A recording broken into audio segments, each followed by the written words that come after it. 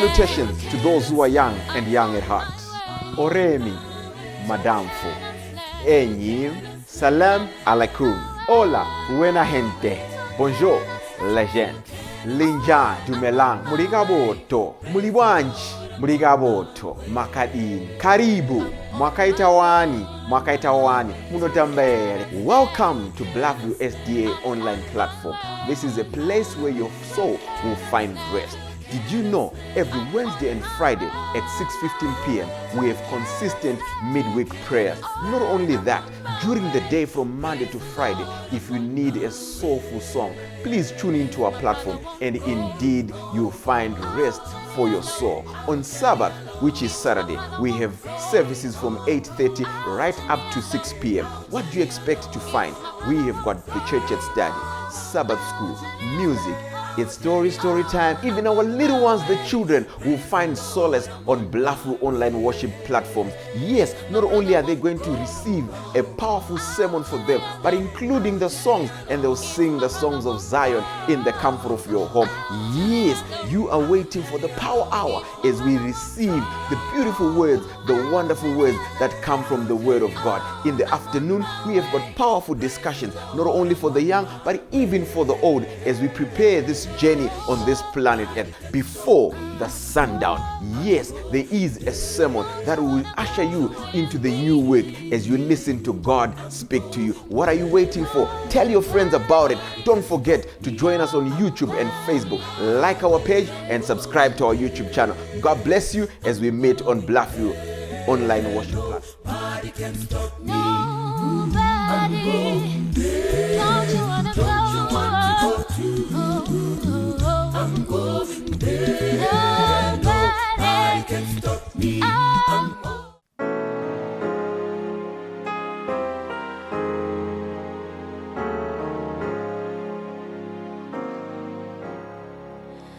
Munika singaperi munekuta chene auzo bufuri akuna usiku Maria shapukuta mazozi awobese akuna kuchkanderufu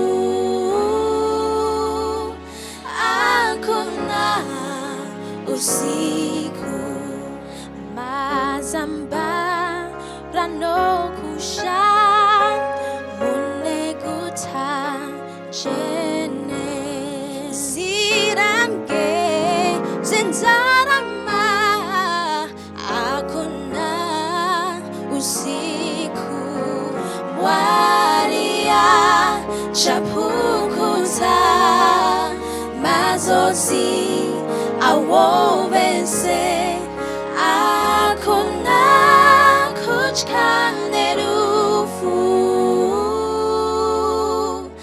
akuna usiku zuvaha rizopenyi mumusha muchene nyenyendi yukupenya akuna usiku. God shall wipe away all tears. There's no death, no pain nor fears, and they count not time by years, for there is no night there. Akuna kuchkanderufu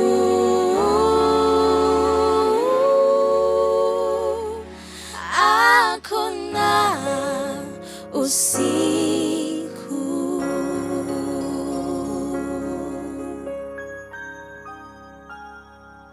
Lift me up when I fall. He's ever a healer to me. He's ever a healer to me. Covers me with his righteousness. He's ever a healer to me. He's ever a healer to me. A healer, healer he is to me. When I'm fallen, when I'm wounded and worn, Jesus takes me into his loving arms again. What a healer, healer he is to me.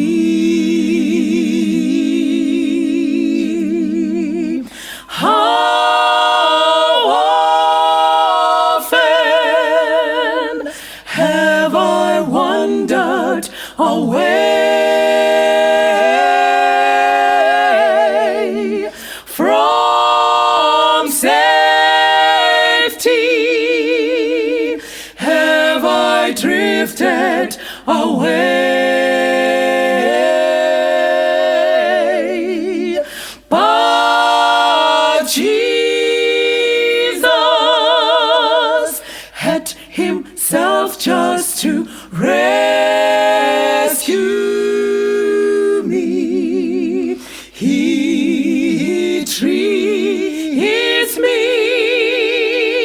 as no rebel at all. A healer, healer he is to me.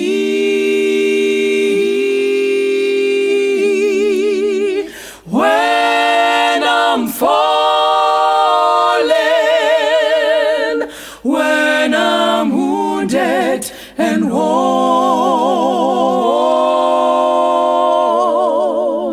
Jesus takes me into his loving arms again. What a healer, what a healer,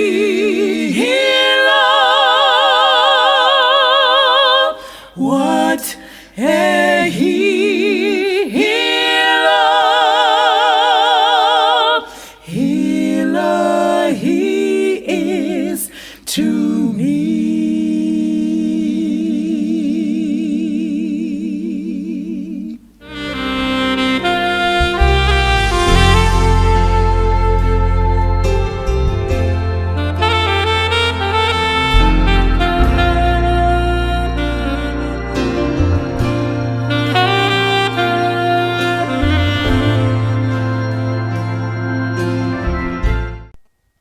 Tinoda kukwasai vana vaMwari panguva ino. Toda kutenda Mwari vatipa mukana kuti tive nekunzwa shoko rake. Panguva ino toda kutaura nemusoro wenyaya unokosha. Musoro wenyaya unoti iwo nyasha nemoyo murefu WaMwari. Nyasha nemoyo murefu WaMwari. Tisatapinda mukati meBhaibheri shoko, regai tipinde mukati menguva yekunamata. Baba vedu vari kudenga, toda kutendai nemukana wamatipa wekudzidza shoko renyu. Vainesu apo takuridzidza, tinokumbira Mweya Mutsvene utibatsire kuti apo zvose zvaitwa zvapera tigadzirire kudzoka kwenyu. Ndo munamato wedu muzita raJesu tinokutendai. Amen. Toda kutenda Mwari, takatarisa musoro wenyaya unokosha unoti iwo nyasha nemoyo murefu WaMwari. Toda kudzidza tiri kuOld Testament, kubhuku ra2 Samuel. Saka toda kuverenga pana 2 Samuel chapter 18 kubva pavhesi ya1 kusvika pavhesi ya5. Tichakumbira muverengi ativerengere. Zvino Dhavhidhi akaverenga vanhu vakanga navo, akagadza vakuru vezviuru navakuru vamazana pamusoro pavo. Yes. Dhavhidhi akatuma vanhu, chetatu chavo vachirayirwa naJoabhi, chetatu chavo vachirayirwa naAbhishai mwanakomana waZeruya munun'una waJoabhi, chetatu chavozve vachirayirwa naItai muGiti. Mambo akati kuvanhu, zvirokwazvo nenivo ndimene ndichaenda nemi. Asi vanhu vakati, hamungaendi, nokuti kana tikatiza isu havangavi nehanya nesu. Kunyange hafu yavanhu vedu vakavurava havangavi nehanya nesu. Asi imi makafanana navanhu vedu navane zviuru zvine 10. Naizvozvo zviri nani kuti mugare makazvigadzirira kuzotibatsira muri muguta. Mambo akati kwavari, ndichaita sezvamunofunga. Mambo akandomira kurutivi rwesuo. Vanhu vose vakabuda vachiita mazana nezviuru. Zvino mambo akarayira Joabhi naAbhishai naItai akati, nzwirai henyu jaya Nyasha, iye Abhusaromi, nokuda kwangu. Vanhu vose vakanzwa mambo achirayira vakuru vose pamusoro paAbhusaromi. Mwari vakomborere kuverengwa kweshoko ravo. Nawo kana tiri kudzidza tiri pana 2 Samuel, tiri kudzidza pamusoro pebhuku iro riri kutitaurira pamusoro penhoroondo yaDhavhidhi. Kana tichidzidza 1 Samuel, 1 Samuel inotipa transition yehurumende yeIsraeri from theocracy ichienda kumonarchy, apo Israeri inotora mukana wekukumbira mambo wainoona anogara pachigaro achivatonga ari munhu. Saka neimwe nzira vakanga vari kuramba utungamiriri hwaMwari. Saka tiri kuona 1 Samuel, Israeri iri kutransida vachiita mambo wekutanga anova iye the first king weIsraeri, anova iye Sauro. Sauro achitonga Israeri ane paakagona, asi pazhinji akakundikana pamberi paMwari. Mwari vanomuramba. Tiri mu1 Samuel vosarudza Dhavhidhi kuti ave iye mambo nemutungamiriri weIsraeri, rudzi rwaMwari. Saka kana tava kutarisa 2 Samuel, tiri kutarisa 2 Samuel ichibata nhoroondo yaDhavhidhi nemhuri yake neupenyu hwake. Saka 2 Samuel yese iri kutitaurira pamusoro paDhavhidhi. Nawo kana muri kutarisa 2 Samuel chapter 1 kusvika pachapter 10, tiri kusangana naDhavhidhi ari munhu waMwari. Tiri kusangana naDhavhidhi ari munhu waitya Mwari. Tiri kusangana naDhavhidhi iri shamwari yaMwari. Tiri kusangana naDhavhidhi ari munhu waitungamirirwa naMwari pazvinhu zvose zvaaita. So in other words, Dhavhidhi, tiri kuti Dhavhidhi kana tiri kumutarisa kubva kuna chapter 1 kusvika kuna chapter 10 yebhuku ra2 Samuel, tiri kuti Dhavhidhi waiva munhu waMwari. Asi kana tava kubva pana chapter 11 pane zviri kushanduka pana Dhavhidhi. Pana chapter 11 pane zviri kuitika kuna Dhavhidhi zvakashandura upenyu hwake. Saka 2 Samuel tine first half and second half. First half ndio pane upenyu hwaDhavhidhi ari munhu waMwari akakwana, anoremekedza Mwari, shamwari yaMwari. Asi kana tava kubva pana chapter 11 tava kuenda, tava kusangana naDhavhidhi zvashanduka mukati meupenyu hwake. Chii chakaitika kuna Dhavhidhi? Chii chakashanduka? Regai tiende pana chapter 11 toda kuverenga pavhesi ya1 navhesi ya2. Zvino gore rakati rapera panguva yokurwa kwamadzimambo, gore rakati rapera panguva yekurwa yemadzimambo, Dhavhidhi akatuma Joabhi pamwe chete navaranda vake navaIsraeri vose. Yes. Vakaparadza vana vaAmoni, vakakombavo Rabha, asi Dhavhidhi wakasara Jerusarema. Amen. Zvino nenguva yamadekwana Dhavhidhi akamuka panhoo dzake, akafamba pamusoro pedenga reimba yamambo. Akaona aripo padenga mukadzi wakanga achishamba. Zvino mukadzi uyo wakanga akanaka kwazvo pakuonekwa kwake. Nawo mukadzidza tiri pana chapter 11 ya2 Samuel, takuona kuchinja pana Dhavhidhi. Tabva ku chapter 1 kusvika kuna chapter 10, Dhavhidhi munhu waMwari. Asi kubva pana chapter 11 pane zvakaitika mukati meupenyu hwaDhavhidhi. Ndo patiri kuudzwa pana vhesi ya1 navhesi ya2 kuti Dhavhidhi vamwe vaenda kuhondo, iye wakasara. Ndo kukwira pamusoro pemba. Ari pamusoro pemba kudaro, wakaona mudzimai wemunhu achigeza asina kupfeka. Dhavhidhi semunhu waitya Mwari haana kuzvidzora. Dhavhidhi wakaenderera mberi pakukoka kuti mudzimai uyu ndiani, ngaauye kuno, ndokuenda mberi kuita upombwe naye. Asi as if that is not enough, wakauraya murume wacho nokuda kwemudzimai wake. So ndo pakashanduka Dhavhidhi. From chapter 1 to chapter 10 Dhavhidhi munhu waMwari. From chapter 11 Dhavhidhi wachinja. Tiri kuti mukati meupenyu kuna vamwe vanhu vane chapter dzakadai muupenyu hwavo. From chapter 1 to chapter 10 wakanga ari munhu waMwari, wakasimbira mukati mechechi yaMwari, achiita zvose zvinodiwa naMwari, prayer band achimukira, shoko raMwari richiverengwa, zvose zvinodikanwa naMwari waiita, waipupurirwa kunyangwe nevanoziva Mwari kuti uyu apa ndo pane munhu waMwari. Asi pachapter 11 peupenyu hwake pane chakaitika. Saka ndikubvunza mukati mezuva ranhasi kuti iwe uri kuteerera muzuva ranhasi, chii chakaitika pachapter 11 yeupenyu hwako? From chapter 1 to chapter 10 waizikamwa uchiita zvakanaka. Chii chakaitika pachapter 11? Rimwe zuva kotonhorera saDhavhidhi, pane zvakashanduka mukati meupenyu hwako. Chii chakaitika? Chakaita kuti ushanduke. Uchiripo here pakutenda? Hausati wasvika here pachapter 11 yeupenyu hwako? Dhavhidhi paakasvika pachapter 11 yeupenyu hwake, zvinhu zvakashanduka. Dai Mwari angatibatsira chapter 11 irege kusvika, vazhinji tirambe takabata pakutenda, tigoti saPauro zvinhu zvose zvingaitika hazvo, asi tinoramba tiri vanhu vaMwari. Chipi nechipi chingauya, matambudziko, zvinorema zvingaitika, asi ticharamba takabatirira pakutenda. Nawo mukacherechedza Dhavhidhi, kushanduka uku kwaitika mukati meupenyu hwake. Zvinhu zvakachinja, zvakatanga kushanduka. Ndoda kuti timhanye pana chapter 13 yebhuku raSecond Samuel. Second Samuel ndinoifarira, inondipa nhoroondo yemurume anonzi Dhavhidhi, inotipa zvidzidzo zvakawanda mukati meupenyu. Now chapter 13 iri kutitaurira pamusoro pezvakaitika mumba maDhavhidhi. Amunoni mwanakomana waDhavhidhi wakachiva hanzvadzi yake inonzi Tamari. Tamari anova hanzvadzi yaAbsalomu.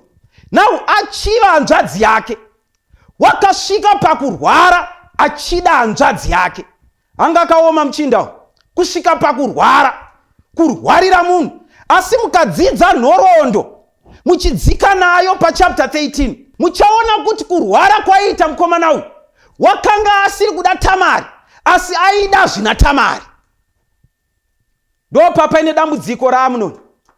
Dambudziko rake waisada Tamari, nekuti nhoroondo ukazoitarisa kumberi iri kutiudza kuti awana zvaaida, wakadzinga Tamari. Rinova dambudziko kana munhu akasada munhu asi akada zvine munhu. Inova relationship inorwadza kana munhu akasada munhu asi achida zvine munhu, nekuti the moment inobva zvaari kuda, rudo nemunhu rwapera. Kutorwara Amunoni achida zvaiva naTamari. Ende chinondirwadza pana Tamari ndechekuti paakaronga nyaya dzake Amunoni, wakadzironga akataura nababa, akati baba, ndinoshuva kuti hanzvadzi yangu iyo kuzondibikira, rinova zano raakanga apiwa neshamwari yake. Apedza kudaro anoti iye auya Tamari anodzinga vanhu mumba kuti vave alone, vatu vari vega, oita nyaya dzake. Tamari wakatoenda ari innocent, asingazive kuti chichi chanoitika. Ari innocent kudaro, wakarasikirwa neumandara. Ndinotambudzika nehanzvadzi dzangu vanongoenda vari innocent vasingazive kuti vakarongerwa. Ndinotambudzika nehanzvadzi dzinopinda mumambure dzakateiwa mukusaziva. Vakakomborerwa vanongwara, kungwara kukuru kuziva Mwari, kungwara kukuru kuteedzera zvinodiwa naMwari, usarongerwa munhu waMwari. Nawo arongerwa kudaro Tamari, wakadzingwa sembwa, ndokukikwa sembwa, akadzingwa mumba. Adzingwa kudaro anoenda kunotambirwa neblood brother yake inova Absalomu. Nawo chinondinakidza pana Absalomu, Absalomu anotambira hanzvadzi yake, atambira hanzvadzi yake, anoudzwa kanhoroondo kezvaitika, anzwa nhoroondo yazvakaitika kudaro, ndokubva anyaradza hanzvadzi yake. Anyaradza hanzvadzi yake, ndokumutora ndokuenda naye kumba kwake. Asi Absalomu haana zvaakaita, kwete kuti anga aregerera. Wakanga aona nyaya yaitika, ndokuichengeta, ndokumirira the right time to strike back. Kuna vazhinji vakafanana naAbsalomu zuva ranhasi. Pavanotadzirwa, pavanoitirwa zvakashata, vanonyarara kwete kuti varegerera, asi vanonyarara waiting for a time to strike back. Kuna vazhinji vamwe vatorimo mukati medzimba, baba namai vari kugarisana, pane zvakaitika makore ekare, after honeymoon, iko zvino vane makore nemakore. Mai vakachengeta, baba vakachengeta, vari kungomirira a right time to strike back. Hapana kuregerera. Iko zvino vamwe vanotogara vose but they are divorced. Nemhaka yei? Pane zvakachengetwa mukati memunhu. Kuchengeta kunouraya marriage, kuchengeta kunouraya friendship, kuchengeta zvigumbu kunokanganisa zvakawanda. Absalom wakachengeta and waited for the right time to strike back. So Bible rinotaura pachena kuti Absalom waita chinguva achigadzirira nyaya dzake, wakasvika pakuwana mukana. Awana mukana kudaro, akabva aronga pati. Aronga pati Absalom, anoti kuna baba wake, pati yandaronga, ndiri kushuva kuti pauye hama dzangu, vakoma vangu, vaning'ina vangu, vanakomana vamambo ngavapo, ngavauye panzvimbo tifare tose. Ende anopa emphasis kuna baba oti kunyangwe naAmunoni haafaniri kusara, nemhaka yekuti anga ine program naye. Chigumbu chiya chaakanga akachengeta, wakanga awana mukana, wakuda kugadzirisa nyaya yake, ndopaanokoka Amunoni. So Amunoni, very innocent, anoenda kupati, very innocent, anoenda kupati. Apa ndiri kuona kuti mukomana uyu anova Absalom ari kutora katsika kababa, zvakaitwa nababa pachapter 11 ndo zvaakuitawo kune brother yake inova Amunoni. Kuchapter 11 tiri kuona David wakadaidza murume waBhetsheba, wamudaidza kudaro, wakamupa tsamba yekuenda nayo kuti iye aiswe paforefront yehondo agofira ipapo. And he did that very innocent. Wakazviita ari very innocent. Akasvika akapa tsamba, ndokuurayiwa. Very innocent. Tarisai kune muchinda uyu, Amunoni ari kutogadzirira, ari kugeza, ari kupfeka, ari kuenda kupati, very innocent. Unoziva zvinoitirwa vanhu vari very innocent zvakawandisa, vasina chavari kuziva, pasina chaari kufungidzira, anoenda. Asvikako ndo patinopiwa nhoroondo yekuti Amunoni wakaurayiwa, but he went very innocently. Chenjerai mapati amunoenda muri innocent.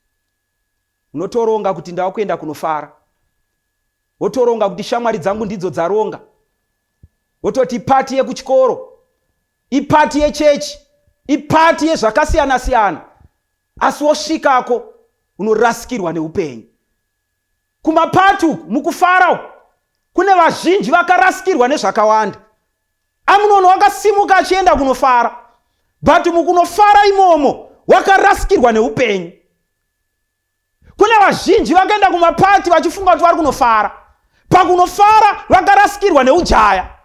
Kune vakaenda kumapati vachiti vari kunofara, but pakunofara vakarasikirwa neumandara.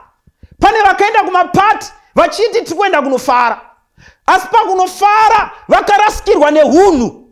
Vamwe vakaenda kumapati vachiti tiri kunofara, asi kumapati vakadzoka vachiputa mbanje, vamwe vachimwa doro. vamwe vakadzoka dzavandururani vaenda kumapati. Chenjera pati hanzvadzi yangu, chenjerai kumapati vaning'ina, chenjerai mapati vakoma, chenjerai mapati vana baba nana amai, nekuti kumapati kuna vazhinji vakarasikirwa nezvizhinji. Kana iri pati inofadza Mwari, Mwari ngaakudzwe. Asi kana dziri pati dzenyika ino, chenjera hama yangu, unorasikirwa nekutenda. Vamwe vakaenda kumapati, kutenda kukarashika. Vaiva vanhu vaMwari vakasimba pakutenda, asi pati yakavabvisa pakutenda pana Mwari. Dai tingaramba tiri pakutenda nguva dzose, tizive kuti the source of our power inobva kuna Mwari. Absalom auraya Amunoni, wakatiza kuna sekuru wake Geshuri, ndo kunogarako. Atiza kudaro, ndinofarira kana tichiverenga the last verse ya chapter 13 pa verse ya 39. Chapter 13 pa verse ya 39 inoti iyo, and King David longed to go to Absalom, and he had been comforted, for he had been comforted concerning Amnon, because he was dead. Now ndaiverenga imwe nguva umwe ndichimuteerera achitsanangura, waiti vhesi iri kutaura pachena kuti Dhavhidhi wakamfotwa pamusoro pekuurayiwa kwaitwa Amunoni. Saka kukamfotwa kwaaitwa, aronga, agadzirira, akuda kuenda kunorwisa Absalom akauraya Amunoni. Nawo pandandiri kuverenga ndichitarisa, ndakaona kuti handizvo. Dhavhidhi mukunyaradzwa kwaakaita pamusoro pekufa kwaAmunoni, wakazofunga kuti kunyange Amunoni wafa, mwanakomana wangu Absalom wauraya zvake, asi mwanakomana wangu ndinomuda.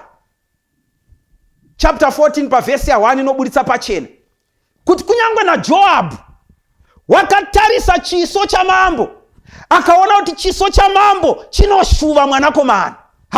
Mwari ngaakudzwe. What a beautiful picture of God who is in heaven. What a beautiful picture of Christ himself. Kuti Absalom auraya mwanakomana wa mambo, Absalom auraya umwe wake. Dhavhidhi anoungudza, anochema Amunoni, asi achema Amunoni kudaro, anoshuva mwanakomana wake anova Absalom kuti adzoke kumba. Mwari ngaakudzwe nekuda kwaJesu. Mukati meupenyu zvingani zvatinoita, asi Mwari unoshuva kudzoka kwedu. Zvingani zvatinotadzira Mwari, asi Mwari unoshuva kudzoka kwedu. Tarisai Dhavhidhi ari kugara ari a picture of God himself, kuti mwanakomana watadza, asi mwanakomana ngaadzoke kumba. Mwari ngaakudzwe nekuda kwaJesu. Tingaziva kuti mukati meupenyu tingatadza, tingaita zvakasiyana siyana, asi Mwari ngaakudzwe. Jehovha vanoshuva kudzoka kwedu, kusiya zvakaipa todzoka kumba.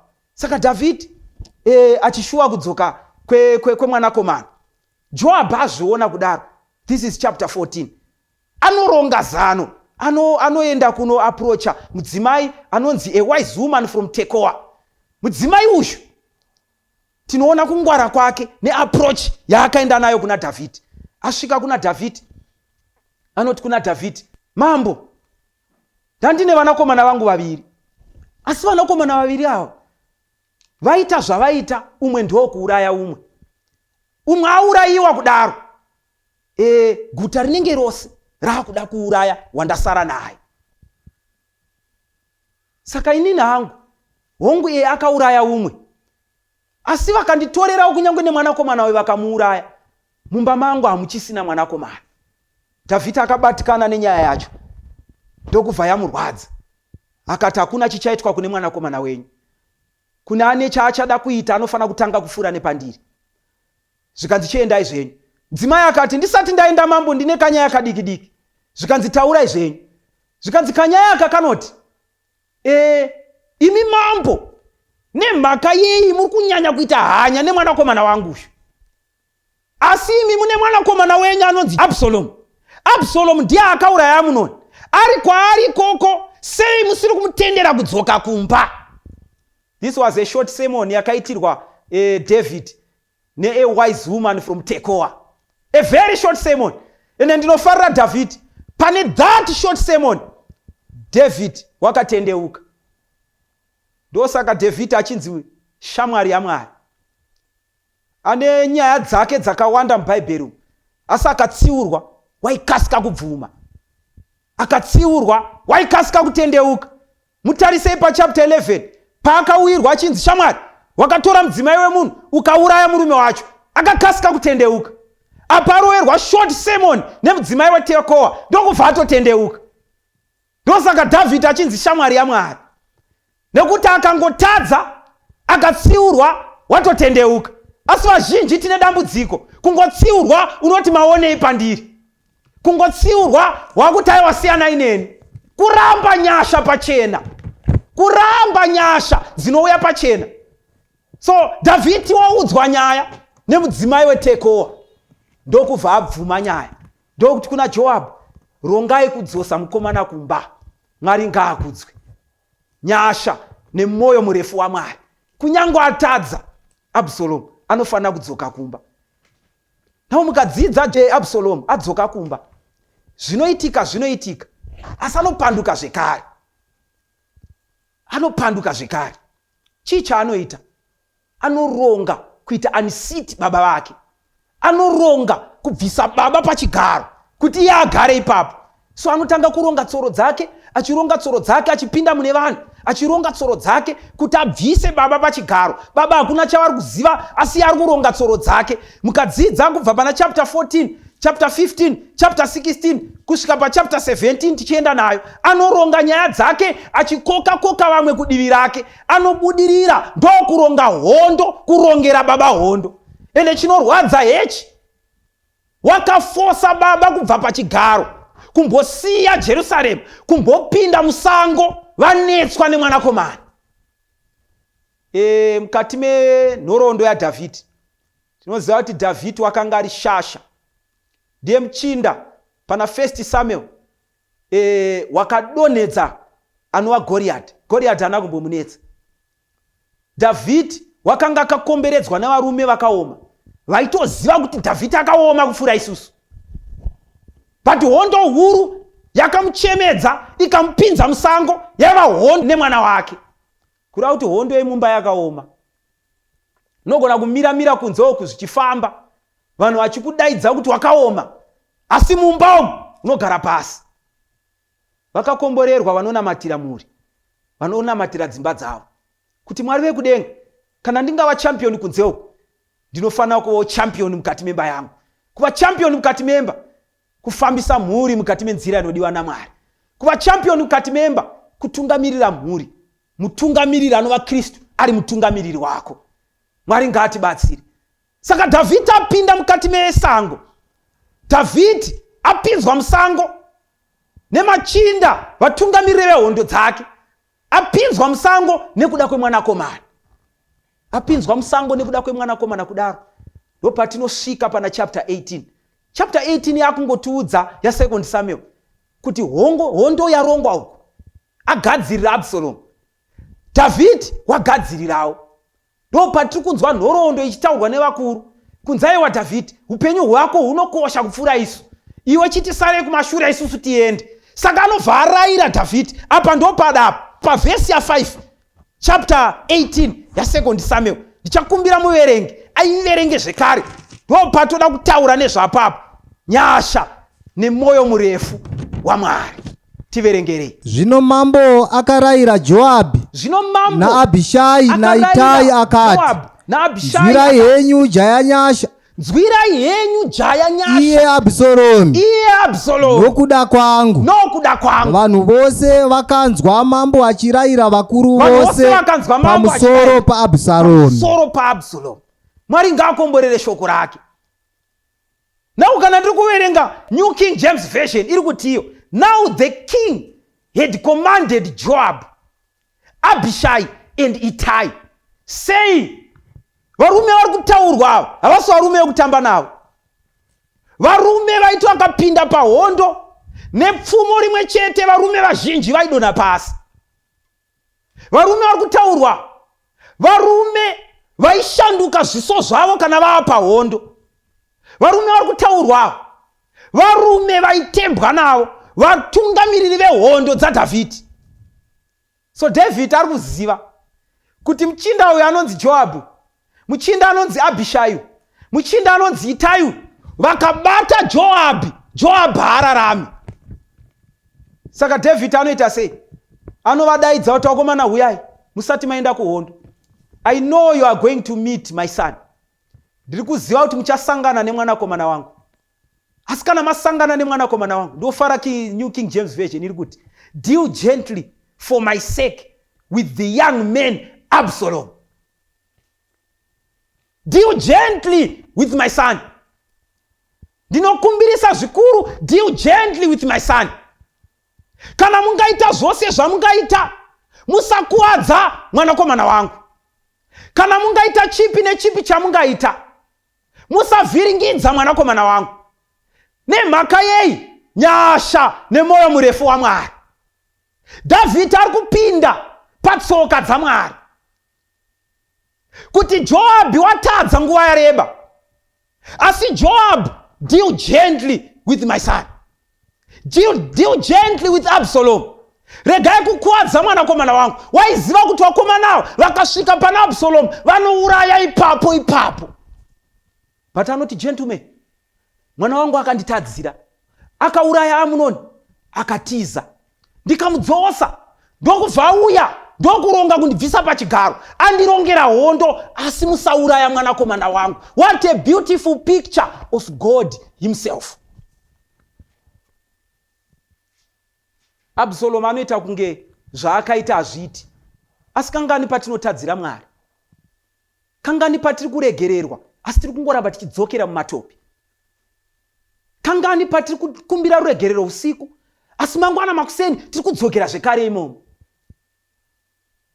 kangani patiri kuti kana tapinda muupombwe taregererwa asi tiri kudzokera next week muupombwe, kangani patiri kuregererwa tapinda mumasmall house asi tiri kudzokera zvekare imomo, kangani patiri kuregererwa taita makuhwa asi tiri kudzokera zvekare imomo kutoita booster renetwork yemakuhwa, kangani patiri kuita zvatinoita semayouth tichitadzira Mwari, Mwari votiregerera asi todzokera zvekare mumatope.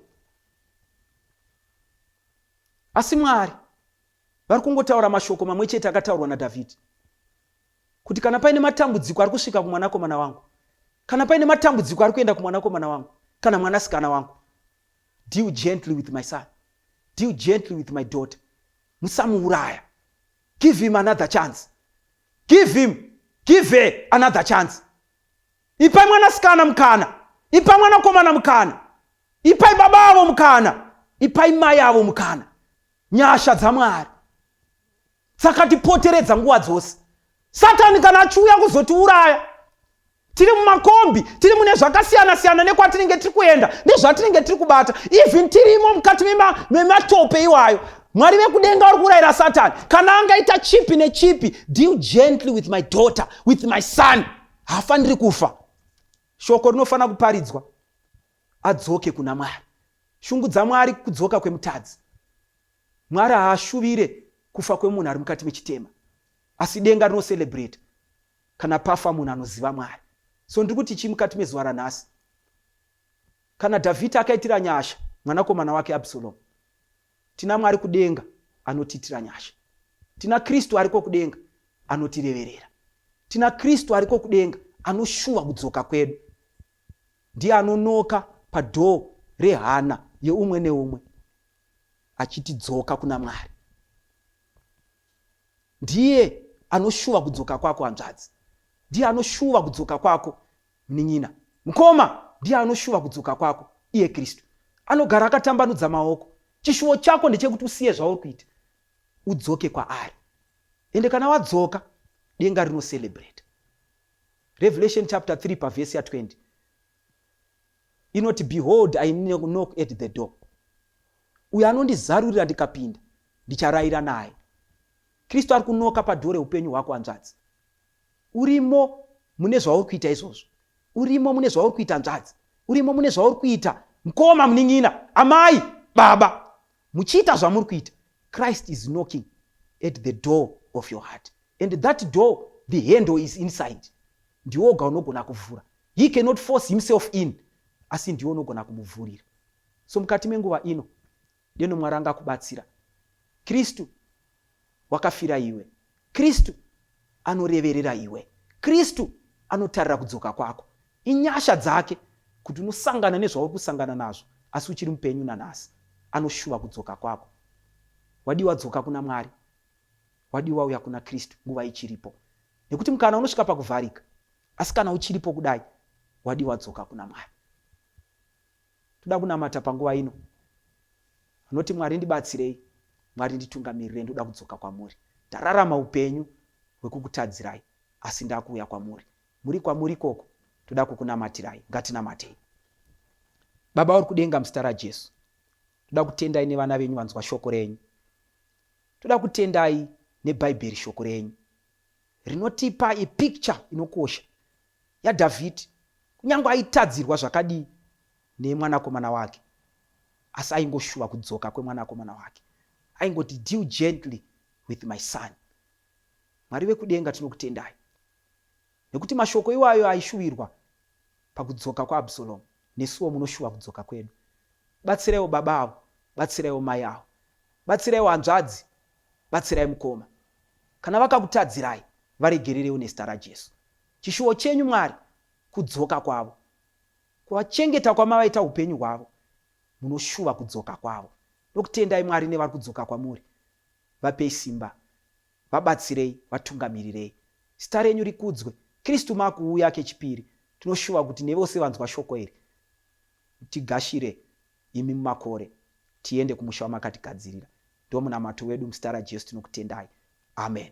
Dai Mwari angakomborera kuverengwa kweshoko rake. I'm on my way to Canaan. Salutations to those who are young and young at heart. Oremi, Madamfo, Enyi, Salam alaikum, Hola, buena gente, Bonjour, legend, Linja, Dumelang, Murigaboto, Muliwanji, Murigaboto, Makadini, Karibu, Mwakaitawani, Munotambere. Welcome to Blackview SDA online platform. This is a place where your soul will find rest. Did you know every Wednesday and Friday at 6:15 p.m. we have consistent midweek prayers? Not only that, during the day from Monday to Friday, if you need a soulful song, please tune into our platform and indeed you'll find rest for your soul. On Sabbath, which is Saturday, we have services from 8:30 right up to 6 p.m. What do you expect to find?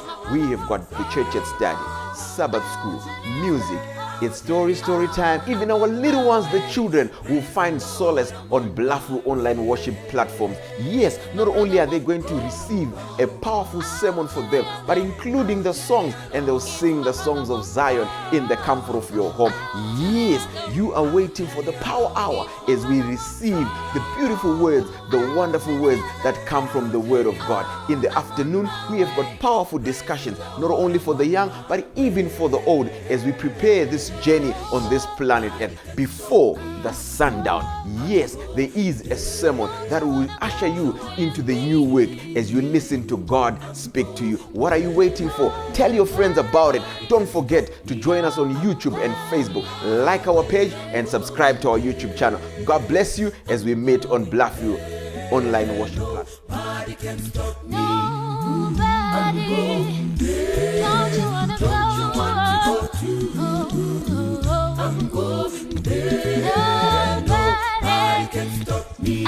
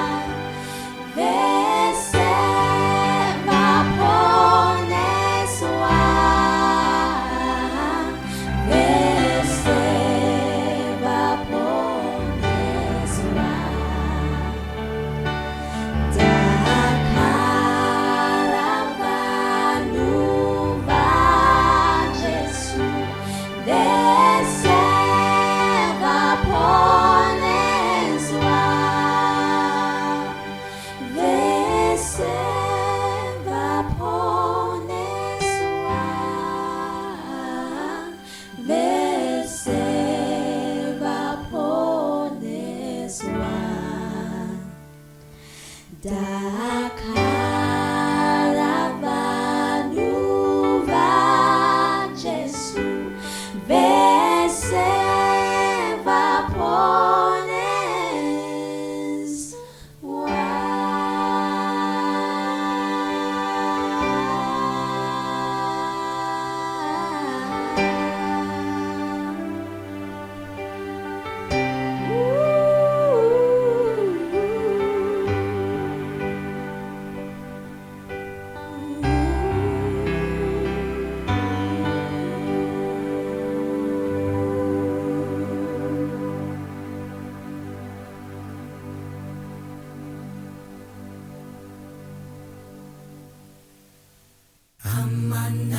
Amanasi uno tisavane shungu Zarandu fujirwere Jati shunguruta Tinozivane rimwe Zuaticha fara Kuti kudenga kuna takuriwa jose Ari rufaro rwedu Ari simba redu Ari chitiviriro Rutiziro rwedu Tikavanda maari tinochengetwa Amakudenga kuna takuriwa jose Urwere wapera ondo zichapera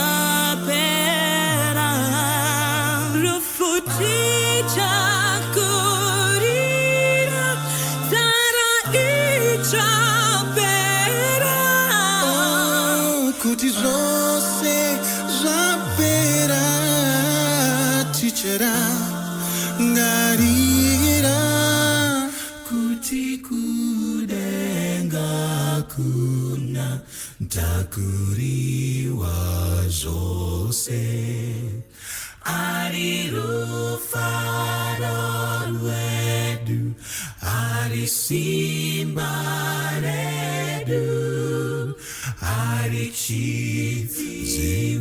chiziviriro Rutiziro rwedu Tikavanda maari tinochengetwa Amakudenga kuna takuriwa jose Tikavanda maari tinochengetwa Amakudenga kuna takuriwa jose